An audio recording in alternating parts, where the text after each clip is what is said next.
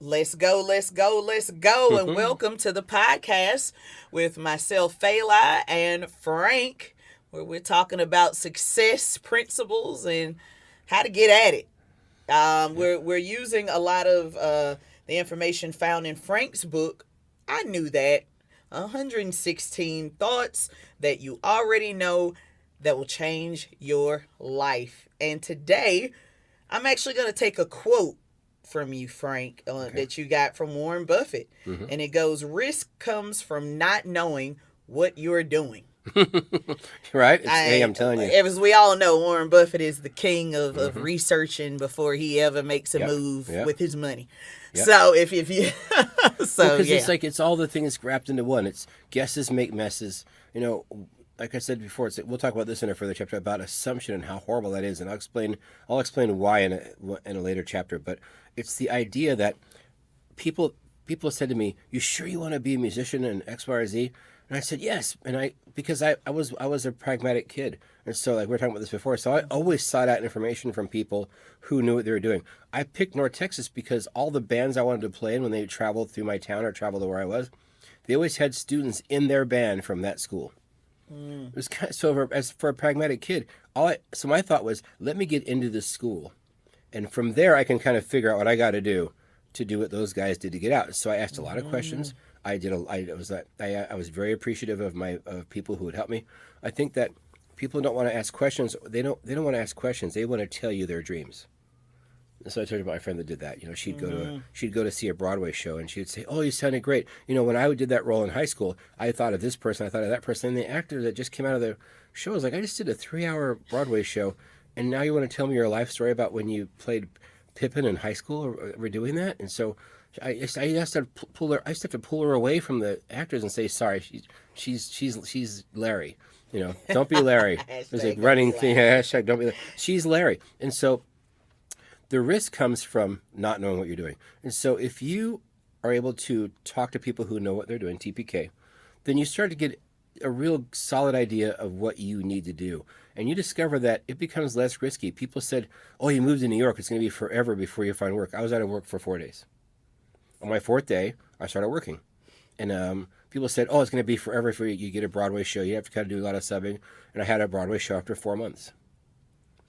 And then I started doing more and more. And so I got this show called The Producers, and years ago Oh, with Nathan with Lane. Nathan, yeah, with Nathan and Matthew, Oh, yeah, Matthew Broderick. and Yeah. so I had a listen up from the contractor because he said you're at 18% for a Broadway show. You're supposed to take off no more than 50%, right? Which is nice to give us, but you lose track how much you're off because you just say yes to things.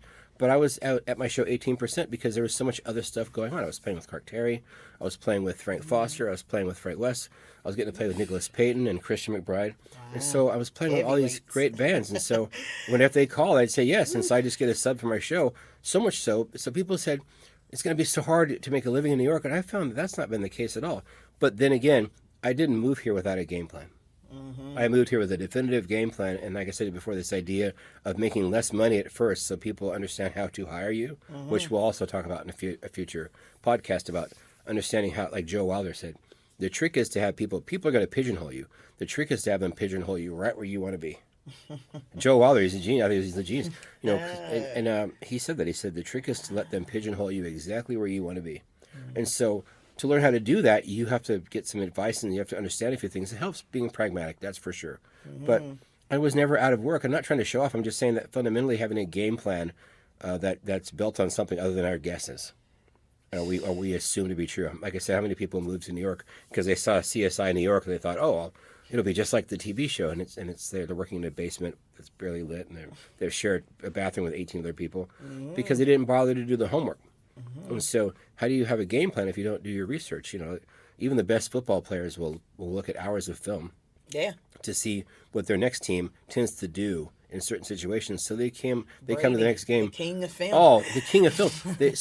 A lot of musicians I know, they only focus on practicing. They only focus on their skill set and not even how to market that skill set. And so the risk comes because they're working on the wrong things or they're not adding enough of the right things. And so when they get out of school and they say, "Okay, here I am," you hear crickets. Here I am, I'm amazing.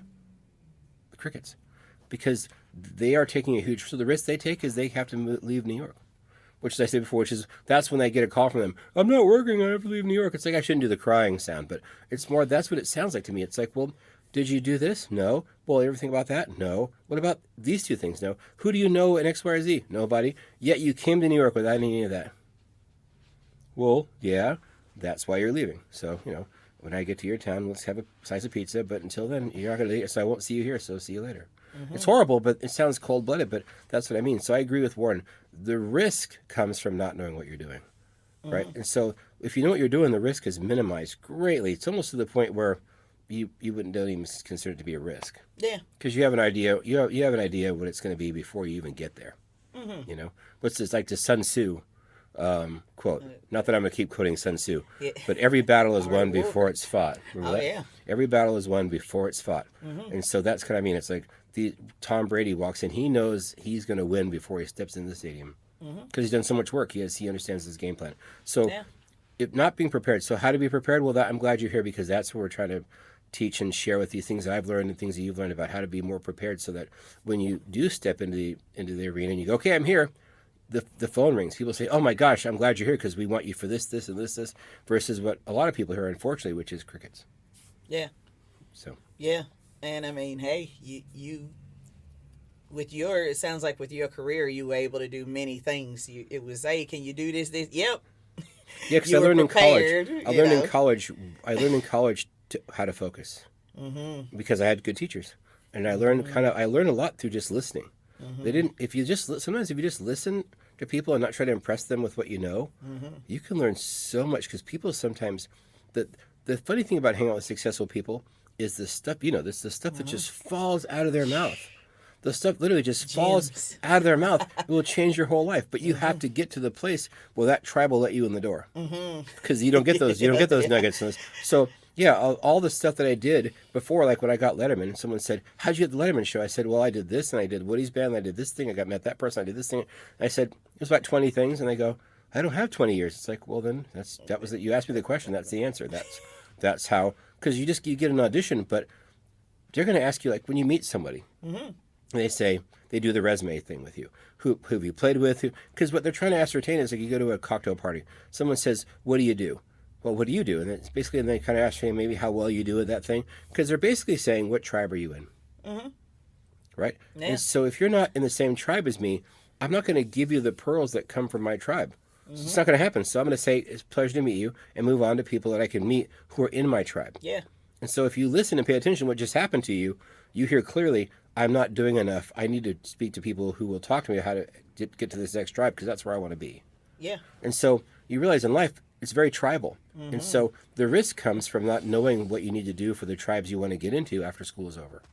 Or even after you've been out of school for a while. If you want to elevate your situation, it's understanding how these tribes work and will welcome you, which we'll talk about in later episodes as well. Yeah. I mean, even with, I moved here 14 years ago myself. But I moved here from Miami knowing that I couldn't mix as good as those, because I was hearing what was going down, from whoever was, visiting in Miami. Like, okay. Where are you from? L.A.? Okay. Yeah, New York? Yeah, you did. We do that. We don't realize we do it, but we do it. Oh, yeah. I'm constantly, okay, so that's the level you got to be at to be in that town, So for me, it was like, okay, I got to get at this level before by the time I got here, I was smoking. I knew what I had a game plan too. Right, because guessing is the worst. Guessing is the most commonly used strategy, but it's also the absolute worst strategy. So isn't that crazy? It's the most commonly used strategy that I see is guessing. Yeah.